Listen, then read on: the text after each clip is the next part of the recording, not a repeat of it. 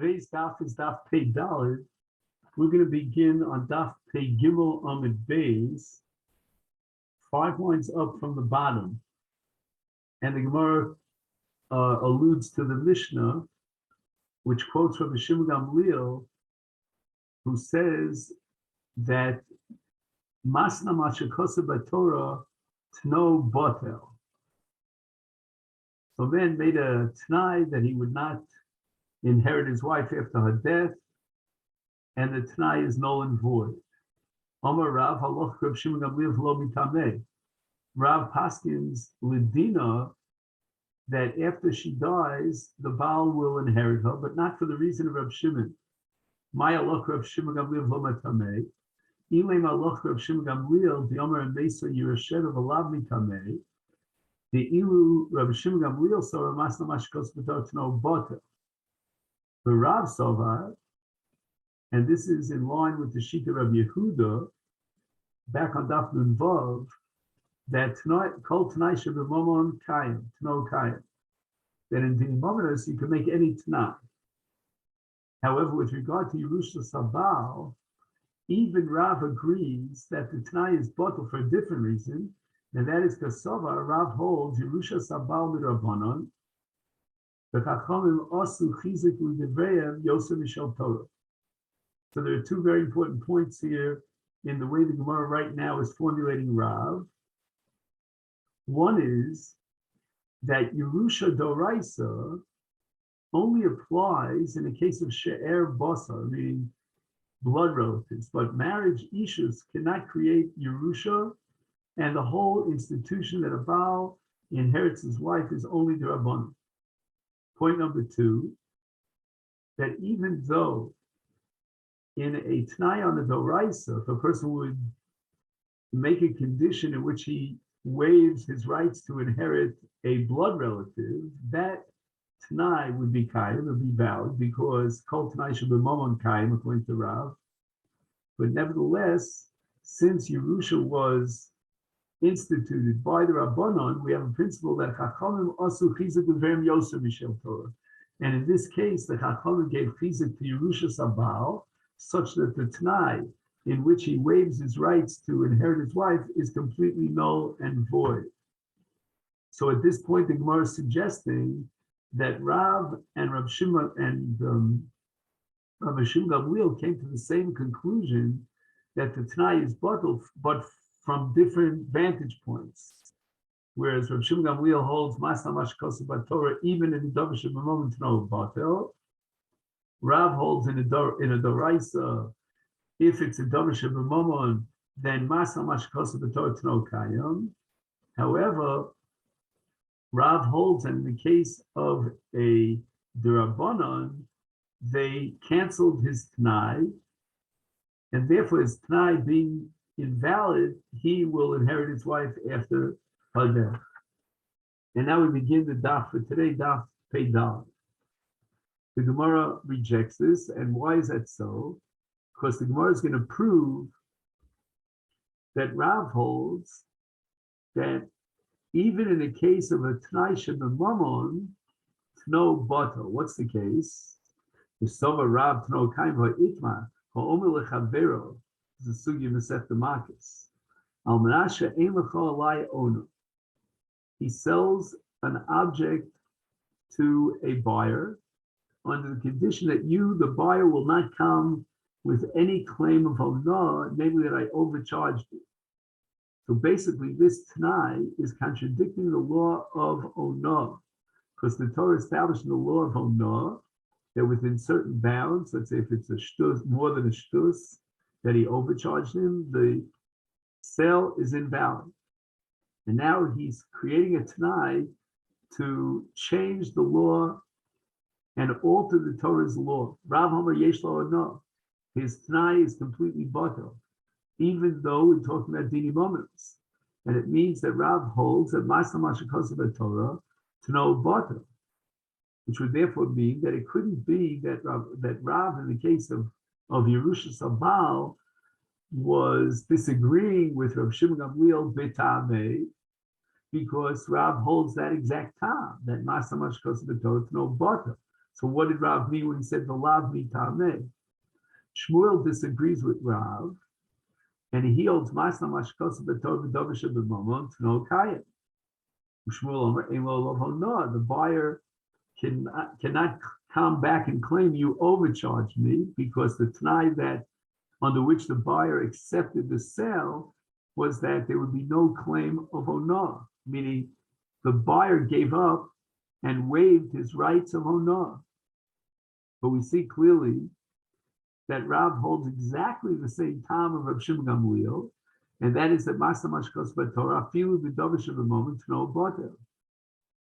Therefore, we have to reinterpret Rav. Halach Rav Shimon Gamliel, the Omer Masa Mashkos B'Torah no botel. But what is v'lav mitamei? Hilu Rav Shimon Gamliel Sova Mesa Yerashena. Rav Sova Mesa Lo Yerashena.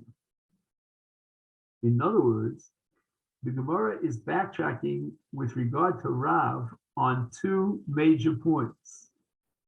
Number one, as far as the din is concerned, Rav now rejects Rav Shimon Gamliel entirely, disagreeing with him and maintaining that Enoch Hinami, the Baal, gave up and forfeited his rights to Yerusha. That's valid.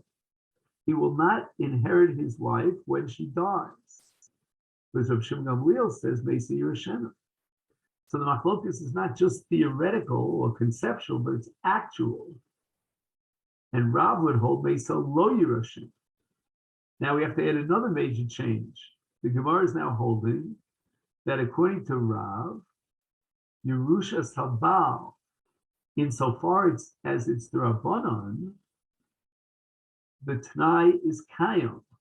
When do we apply the principle of Masa Mashkos B'Torah T'no Botel, which is universally accepted by both Rabbi Shimon Gamliel and Rav? That's only in a case of a Doraisa. If you're coming to contradict the Torah law, like for example, Onah, or according to Rabbi Shimon Gamliel, Yerusha Baal, then and only then is T'no Botel. But Rav maintains that although it's true that Masa Mashkosu B'Torah T'no Botel, but here we're dealing with a rabbinic institution, and that is that the ability and the rights of a Baal to inherit his wife is a rabbinic enterprise. And now the Gemara is rejecting the position that we mentioned before on Pei Gimel Amud Beis, that Chachamim Asu Chizik U'Divrayim Yosu Mishal Torah. Now the Gemara rejects this. This cannot be the explanation of Rav, because mitame v'lo chasehu. You're coming to an interpretation in which Rav accepts the logic or the principle of Rav Shimon Gamliel, maybe Masa Mashkos B'Torah T'no Botel, but he disagrees lahalacha because of his shita of Yerusha Baal, which is only the Rabbanan v'lo asu chizik u'divrayim. But Rav said the exact opposite. The Rav made a statement that we paskin like Rav Shimon Gamliel, although not from his reason, but l'maisa we accept it, which means that the Baal is not Yorish, his wife, insofar as he made a t'nai and he waived his rights to inherit his wife. Ella, therefore, we're going to interpret Rav in the following way. Halacha Rav Shimon Gamliel, the Omer Mesa Yerashena. Rav agrees lahalacha that the husband will in fact inherit his wife. Lav mitame. He the Rav Shimon Gamliel Sova. Bidoraisa T'no Botel. Ha bidorabbanan T'no Kayam. Rav Sova Filu bidorabbanan T'no Botel. Rav Shimon Gamliel came to his conclusion that we can apply the principle of Masna Mashkos B'Torah T'no Botel because Yerusha Baal is Doraisa. But if Yerusha Baal would have theoretically been to Rabbanan, and the T'nai was to be Mavatel the Takonis Chachamim, like let's say, for example, and this example is quoted here in Rashi, that if the Baal would, let's say, forfeit his rights, not to Yerushas Ishto, but rather to Achilas Peros Nichse Ishto, in such a case, the T'nai would be Kayim. Why? Because that's only a takana d'Rabbanan that Baal Zocha b'peros ishto. But Yerusha, that's no Raisa. And therefore, ain't Tnao Kayam. Tnao is butter. But with regard to the Rabbanans, Tnao Kayam. And Rav holds that if a person would be masna on peros, the Tanai would be botel, and based on the principle of Chachamim, Osu Chizuk L'Divrei Yosem Mishal Torah. So it means that there's a conceptual machlokes shin Rav and Rav Shimon Gamliel as to whether or not to know botel applies to a Rabbanan, but it has a practical, concrete nafkamina with regard to a case where he was masna that he would not receive the peros of his wife. Rav would say, so in such a case, the Tanai is botel, and that's because Rav activates the principle of Chachamim Osu Chizuk L'Divrei Kishel Torah. Rav Shimon Gamliel would say, in such a case, the Tanai is Kayam because he's not being masna Mashikosav Torah, but rather on a Takonis Chacham. The Gemara rejects this interpretation as well, because Hai Kitame Ukil Chasehu, the Rav Mosefu. In your interpretation, Rav accepts the reasoning of Rav Shimon Gamliel, just extending it. We said in the name of Rav that Rav said Rav Shimon Gamliel lav mitame. In other words, he agreed with the bottom line, the halacha, the ruling itself is acceptable, but for a different reason. That's not true now. According to interpretation, the ruling of Rav Shimon Gamliel is correct and his tav is correct. Why? Because Yerusha Sabal is the Oraisa, and therefore Masna Mashikosa B'Torah no botel. And Rav just extended it in the case of Achilas Peros to say Tno Botel, even in a Takonis Rabbana. But that has no impact on Yerusha Baal. Within the framework, the limited structure of Yerusha Baal, Rav agrees not only to the halacha like Rav Shimon Gamliel, namely that Tno Botel, he will inherit his wife, but even to the time of Rav Shimon Gamliel, namely Masna Mashikosa B'Torah Tno Botel. Ella, so Gemara now offers another reinterpretation of Rav. Halacha, Rav Shimon Gamliel, the Omer Mesa Yerushin of Alav Mitam Medu, Rav Shimon Gamliel, Sova Yerusha Baldo Raisa, Masa Mashkosa B'Torah Tno Botel, the Rav Sova Yerusha Baldo Rabban V'Chacham Osu Chizuk L'Divrei Kishel Torah. Rav had a different reasoning to justify the exact identical ruling, halacha l'maisa, the hurrah of Rav Shimon Gamliel is correct. The Baal will inherit his wife, but not because of Rav Shimon Gamliel's reasoning that Yerusha Sabal is Doraisa and Masna, but rather Rav holds Yerusha Sabal is the Rabbanon and Chachamim Osu Chizuk L'Divrei Shel Torah. So therefore, Rav is disagreeing in the reasoning of this very ruling as far as the Baal being Yorish's wife. So Gemara raises the following objection based on a Mishnah in Bechoros. And this Mishnah is addressing the issue of Yovel. The Yovel, the 50th Jubilee year, causes the Chazoras HaKarkos L'Baleim, but only in a case where the karka was sold. But in the case where the karka is inherited, there's no din of Chazoras HaDomo L'Baleim B'Yovel. So the Gemara says, but he Rav Sova Yerusha Sabal D'Rabbanon. But Tnan, we have a Mishnah, Gabi Yovel Rav Yochanan ben Broka Omer, Hayoreshes Ishto Yachzir L'Bnei Mishpacha. Rav Yochanan ben Broka applies the halacha of Hachzoras HaKarkos L'Baleim to Yovel, even with regard to Yerushas Ishto. So that means the Bnei Mishpacha of the wife will now reclaim the karka of their mother with Yovel, but they'll have to pay for that karka. So they get the karka itself, but they'll have to pay for it. Yenaka lahem min adomi. What does Yanakal Hen Adam mean? They don't have to pay the full value of the karka as it's estimated on the market. And Vavinenba, the Gemara asks, we don't understand Rabbi Yochanan ben Broka. My kasova. No matter how you slice the cake, we cannot justify Rabbi Yochanan ben Broka's psak. The whole concept that the karka goes back to the Bnei Mishpacha makes no sense, because there's no din of chazoras karkos biyovel with regard to Yerusha. Yerusha is above and trumps the halacha of Yovel. Oh, so you might argue, well, maybe Yerusha Sabal, according to Rabbi Yochanan Broka, is only D'Rabbanan. The D'Rabbanan is that justifies why we can extend the halacha of Yovel, which in its restricted sense or application would only apply to Mechira, and we can apply it to Yerusha Sabal, which is only D'Rabbanan. And that's why the karka goes back to Yovel. But then I don't understand. If you're telling me the halacha of Yovel applies now because this Yerusha is only D'Rabbanan, is Dovim Maya V'Ditayu. Why is it that the Bnei Mishpacha, who are now getting back that karka of their mother, have to pay for it? They have to give the value of the karka. Why is that so?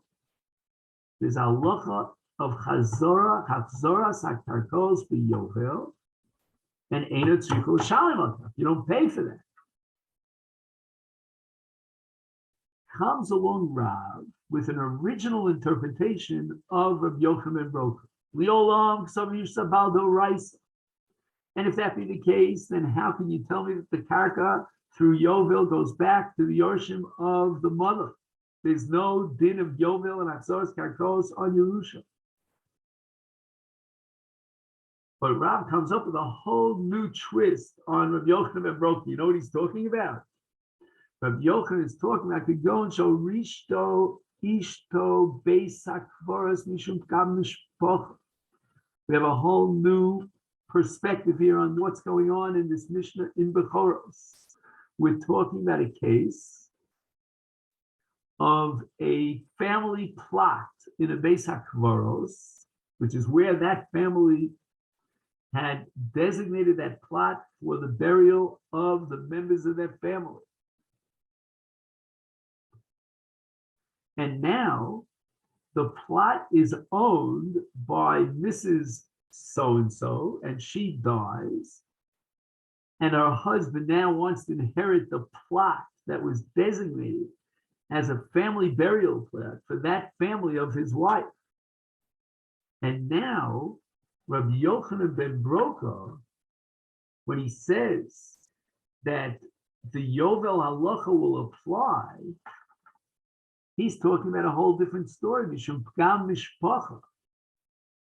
That if now this burial plot will be transferred over to the ownership of the father, the husband, in the context of Yerusha Sabal D'Oraisa, which again, Yovel would not impact on Yerusha.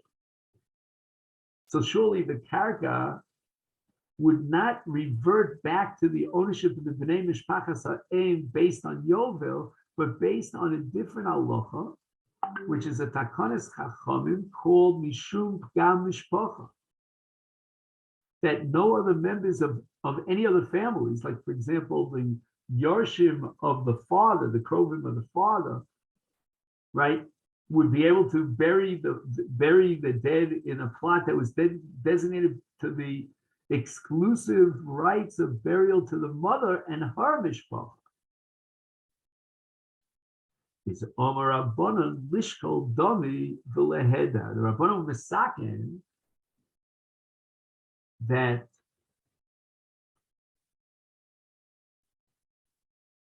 although the karka has to be given back to the Bnei Mishpachas Ha'em, otherwise they'll be Pgam Mishpacha, but nevertheless they have to pay for it. So you ask me, why do they pay for it? They pay for it because there's no din and they have no rights and claims of Chazar B'Yovel. They're only getting it because Takonis Chacham. The Takonis Chacham was not to be mafsed the Baal. He has a right to inherit his wife, the Oraisa, but the karka of Beis HaKvaros will go back to the wife, meaning Hobedei Mishpacha, because of Gam B'nei Mishpacha. You have to pay for that. There's no din of Chazor B'Yovel. So now the Gemara asks, Umay, and once we're studying this mission in Bechoros, let's try to understand it. Yenaka lahem min adomim. What does it mean that they don't, that the Baal, that the B'nei Mishpachas Ha'em don't have to pay the full value? What is that about? I mean, if the Rabbanan made a takana, but really they have no rights for that character to be returned to them, so why don't they pay the full value of the character? And the Gemara answers that they should subtract Dmei Kever Ishto. There's a certain plot that's designated for the burial of the wife, and on that burial plot, they do not have to pay for that plot. Let's say every plot is worth 1,000, and there are 10 plots. They'll pay 900 and not 1,000. We're going to subtract that extra 100 because that plot is designated for their mother, the wife of this husband. And he's chayav in Kruas Ishto, which is a financial obligation within the context of the Ksuba. So with her death, he has to shell out according to the Ksuba for her burial plot. And that's what we're going to subtract. It is Sanya. Amocher Kivro, V'derech Kivro, Mokum Espedo, Boy B'nei Mishpach, V'koveno Sabal Kach, Mishum Pkam Mishpacha. We find this Takonis Chachamim codified in a Brisa. In the case of somebody who went ahead and during his lifetime he sold his burial plot, or the derech. What's derech means the pathway to the place of kfura. Mamodo means he sold the place of maimad. Maimad means that after the burial, they set up a maimad in a certain spot. That's where the Avelim pass and the Menachemim are Menachem. Mokum Espedo is the place where they get up and they deliver eulogy at the funeral of a person who departed from this world. And the Bnei Mishpacha have a right to say, you know what? You bought this kever. Very nice. But we have rights to bury our dead in this kever. This is our burial plot. And this is going to be a Pgam Mishpacha if you don't allow us to do them. And therefore, you bought the burial plot, but you have no right to bury your relatives in that burial plot because the Chacham made a takana that would block them from doing it. And that's called Pgam Mishpacha. So it comes out that Rav understood within Rabbi Yochanan ben Broka that Yerusha Baal is Doraisa, that this entire episode here about Chazorah is only Mishum Pgam Mishpacha Takonis Chachamim of Makom Klura. But other than that, there would be no din of Chazorah B'Yovel because the Baal inherits his wife Midoraisa. So how can you tell me that Rav holds Yerusha Baal is the Rabbanon? And the answer is Rav, the time made the Rabbi Yochanan ben Broka coming v'leilo svirle. Rav, when he explained that Yerusha Baal is Doraisa, he was trying to justify and interpret Rabbi Yochanan ben Broka and the Mishnah in Bechoros. But he never accepted that. He himself holds that Yerusha Baal is only the Rabbanon. And this leads us to the Mishnah on the bottom of page Dalet. Misha Beis Meniach Isha Ubal Chol V'Yorshin. Now we're entering into a whole world, a whole new sunnah. The problem in this Yerusha is that there are many claimants who put forward a valid claim to that money and that estate that's now being inherited by the heirs of the dead. And there are many claims on this land and on this metaltalin. Number one, there's a wife, an almana, and she wants to claim a ksuba. There's a shibud in the nechasim in the estate for her ksuba. Number two, There's a Baal Chov. This person had borrowed money and he never returned that money. The Baal Chov, the Malva comes to collect from the karka because there's a shibud in the karka for the Chov. But then the Yorshim say, wait a minute, we inherited this karka. So there are many people vying for the same karka.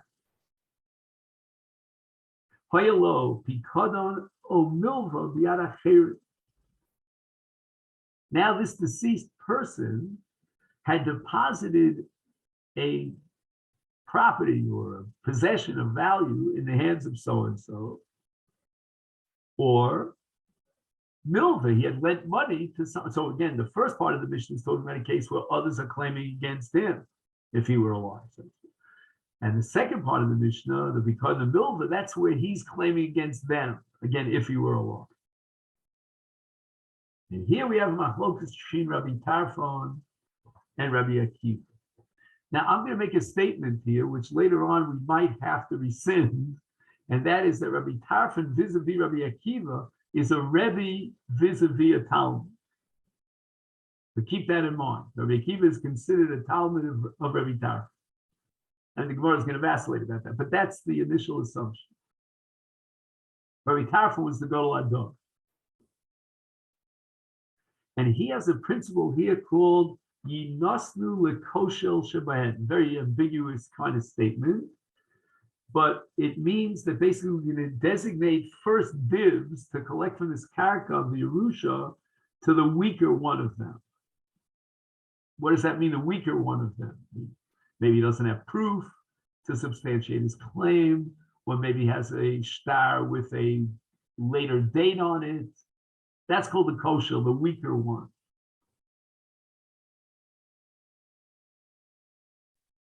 Now, we have to add another point here in order to understand the Mishnah, and this is based on Rashi and the Pnei Yeshua's interpretation of Rashi.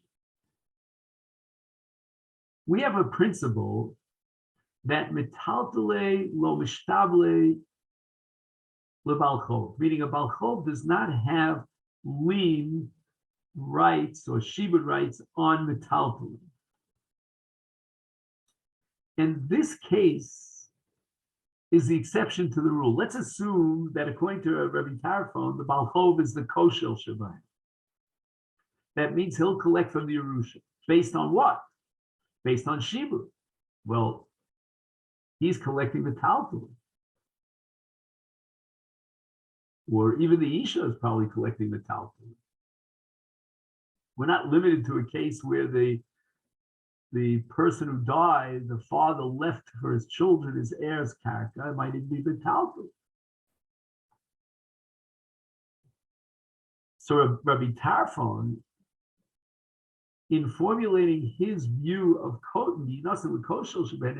is adding another element here to the equation, that metaltalin are not considered part of the Yerusha. What does that mean they're not part of the Yerusha? Obviously, the Yerusha includes metaltalin as well. But at this point in time, the Yerushas HaYesomim has not yet materialized. It has not yet come into their possession. And therefore, we're going to allow the collection of the chov, whether it's to the Baal Chov, the Malva, or the collection of the chov of the Ksuba to the Isha, to grab on, so to speak, to these nechos and metaltalin before the Yorshim get a hold of these metaltalin. Rabbi Kiva, you're coming here with a moral principle. You are very, you have a, how should I say, compassionate feeling for the koshel shemayed, but that's not going to cut the mustard, says Rabbi Kiva. We have to go according to the did. The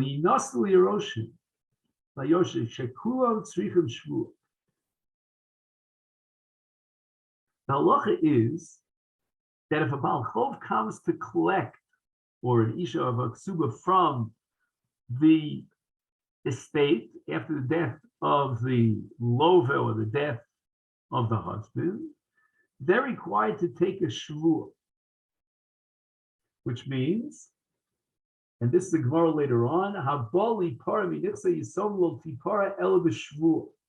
We're not always sure. The Yisomim don't have the ability to put forth a claim, a counterclaim against the Malchov, against the Isha. Maybe the money was already paid up, this loan. Maybe the husband gave her diamond rings in lieu of the ksuba. We don't know anything. So we require what's called the Shvuas Nishba V'Noter. And Rabbi Akiva says that until they take the Shvuah, they really have no connection, no claim on these nechasim. And we don't know whether or not they have any valid claim because they didn't take the shvuah. The Yarshim, on the other hand, ain't a Yarshim tzrichim shvuah. When a person comes to as an heir to inherit the properties and the estate of his father, for example, then immediately he's zocheh the nechasim. We don't have to wait for a shvuah.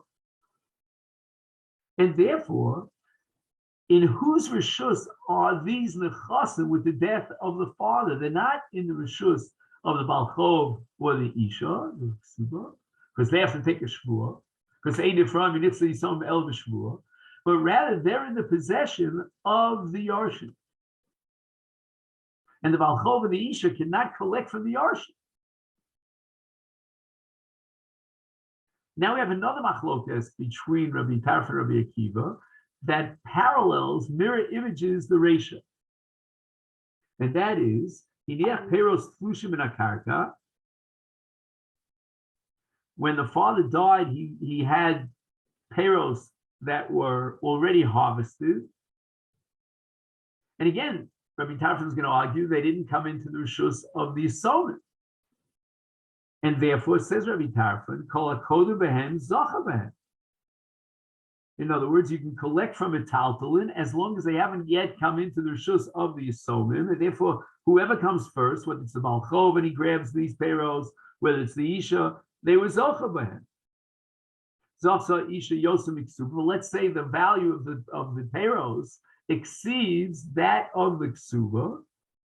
The Malchov Yoser al Chova, let's say the outstanding loan was 1,000, the peros are worth 1,500 on the market. How Mosar, the increment, the difference between the two, we're going to give it to the weaker one. Let's say, for example, if the Isha was the one who went ahead and grabbed it first, but the Balchov is the Koshel Bahem, they will give the pears to the Balchov, even though she was Tofes the pears. Or let's say if the Balchov was Kodem and Tofas, and the Isha is the Koshel Shebehem. But in any event, according to Rabbi Tarfon, one thing's clear, that money is not going to the Yarshim. Rabbi Kiva Omer Rachmin B'din. Once again, it's like the Reisha. Why are you introducing moral compassion over here when the Yarshim have immediately the rishus over those nechasim? Yinosu liyarshim shekulam tzrichim shvuah ve'ena yarshim tzrichim shvuah.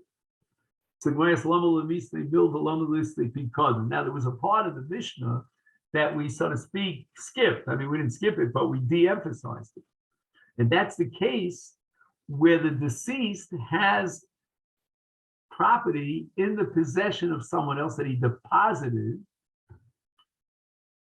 And Rabbi Tarfon again applies the principle of Yinosnu L'Koshel Shebehem. What's the chiddush here of Pikadon and Milva? Tzricha. The Itan and Milva, if we only had the case of the Milva, so what does that mean? The father, during his lifetime, had extended a loan to someone else, so his money is in the hands of someone else. Now we can understand and justify Rabbi Tarfon's principle of Yinasu L'Koshel Shebehem, that the Yarshim are completely out. And why are they excluded over here? That's because they don't have rishus over these nechasim. Like they don't have a chazak on these nechasim. The milva saw it. That once the Malva gives most to someone else, he extends a loan. That loan, the money itself, those coins that he gave him are not they don't belong to the Malta, they belong to the Lover. The Lover goes ahead and spends them. He has a chov, an abstract debt, but he has no ownership. But the Malva has no ownership over these mos. So the mos are not in the reshus of the Yorshim at all. Because once their father extended that loan, those mos go into the possession of the Lover. Aval bikadon. I might have thought the ACBNA, the Pekadon goes back to the father, intact as it is, and the Shomer has no rights to withhold, he has to return the object. Is aim on my thing. Module Rabbi Akiva, in this case, Rabbi Taf would have to agree that there's reshus of the Yorshim over the Pekadon, wherever it is. The yad of the Shomer is ki yad balavayas. He's only holding on to the object on behalf of the owner of the object. And Rabbi Taf would agree that in this case, the Pekadon is considered as if it was Baal Yada Yisomim. So the Mishnah has to be machadish that even in the case of Pekadon, Rabbi Tarfon insists that since physically the Pekadon is not actually in the hands of the Yisomim, therefore the Balchov or the Isha for Ksuba could collect Bitanaha. And if the Mishnah would have mentioned only Pekadon, and therefore I would have a Talvachomer that if in the case of Pekadon, nevertheless, Rabbi Tarfon holds Yinosnu with Koshel Ben, how much more so in the case of Milva, which is Milva Lotzonit, but we need it for Rabbi Akiva. We would have said, Beha, in the case of Pekadon, come Rabbi Akiva, there, in the case where the Be'en is in the hands of the Shomer, and he will return the actual object to the mafkid, which in this case is the father. Therefore, it never left the reshus of the father. And therefore, the Pekadon, when it's inherited by the heirs, is the reshus HaYorshim. And that's when Rabbi Akiva will apply his principle of Yinasul Yorshim, but in the case of Milval Son, where the money's already left the reshus of the father, and then the reshus of the Lover, I would have thought, Modi, the Rabbi Tarfon, let's give it to the Koshel Sheben, because Adayin lo zochu ayorshim bekesef b'dmei milva. Sricha, the Mishnah wants to tell me that even in the case of milva, Rabbi Akiva disagrees with Rabbi Tarfon, and he holds that Yinasul Yorsh. Ma'ila Koshel. Now we get back to the main question here. What did Rabbi Tarfon mean when he said Yinasul Koshel? And on this, we're going to have a major machlok. How to interpret Rabbi Tarfon? Rabbi Yossi, the one who has the weakest proof because his shtar is lacking, is deficient. What's the deficiency in his shtar? It's the zman of the shtar. Now this is Rashi's interpretation of the sugya. Again, the Rif and the Shidduch Betzes and then Rabbi Yonasan, they have different interpretations. We're going to go now with Rashi. Rashi says that the date on the shtar is what's called me'uchar.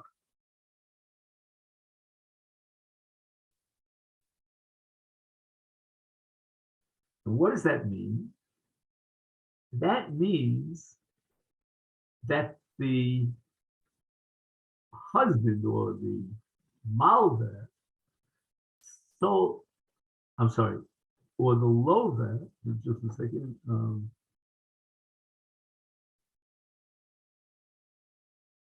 Right, the lover, right, the father is the lover. He had borrowed money and then he sold his property. Or he's married to a woman and he sold his property. Now, the Balchov or the Isha holding on to the Shtar Chov is in a very weak position because the Shtar is Me'uchar. And therefore, with this Shtar, there's no possibility to be Motzi Midei Alakuchos.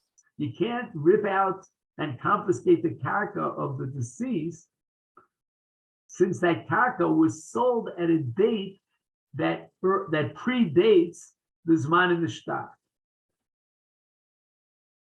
Rav Yochanan Omar, what does Rav Tarfon have in mind? L'ksuvas isha, mishum china. She's in a, and the Gemara is adding A plus B here. There's a whole discussion here why we need both. Okay, let's just see what the A and the B is. Number one, why is she considered a kosheles? What's the weakness in her claim? She really doesn't know anything about the character of her husband. She doesn't know where the character is, which character, did he sell it, did he not sell it? She never does what's called a bedika to figure out where, from whence she's going to collect her ksuba. That's point number one. Point number two is mishum china. We want to build up her position, strengthen her ability to collect the ksuba, because that's going to enhance her status on the market in terms of getting married. That's called china.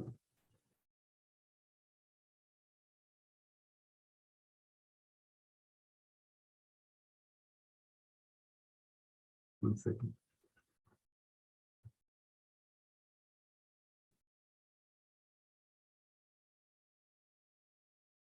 I may want to just change that formulation, not to enhance her status on the market, meaning her desirability as far as a marriage partner, but rather the opposite, to enhance her situation on the market in which she will be interested and motivated to get married. Part of the motivation to get married is to calm her down about the finances. And we do that by offering her a ksuba. The husband's not going to just be able to throw a get in her face, divorce her, and just walk out of the marriage, and she's left penniless. When she enters into this marriage, she has a certain financial security that is, how should I say, that is bolstered or supported by the ksuba. So we want to give her the ability to collect her ksuba. So the Mefarshim want to know, why do we need these two reasonings in order to establish her as a kosheles? Why is the Gemara bother with china?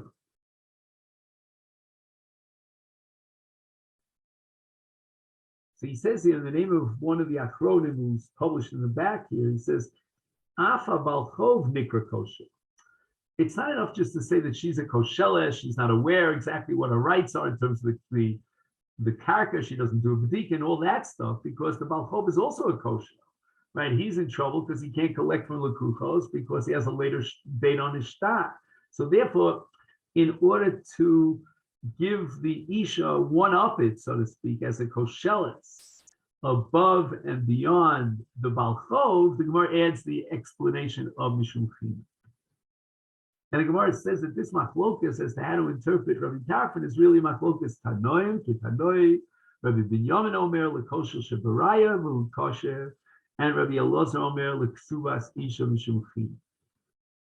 The Mishnah says in Yach Peros Hatlushim, if there are peros that were already harvested and removed from the ground, is then kol hakodah b'mzoch, and the Mosa Rabbi Tarfon says inos lekoshel, and Rabbi Akiva says ein merachmim b'din. So Gemara asks Rabbi Akiva, my area Mosa. Why do Rabbi Akiva have to disagree in the case of Mosa? Kulu navi diyorshin havu. He would disagree not only on the extra 1,500, 500 above the 1,000, but even on the 1,000 itself, Suli Yarship. Because Rabbi Akiva says that everything goes to the Yarship because they don't need a Shvuah, whereas the Balchov and the Isha need a Shvuah.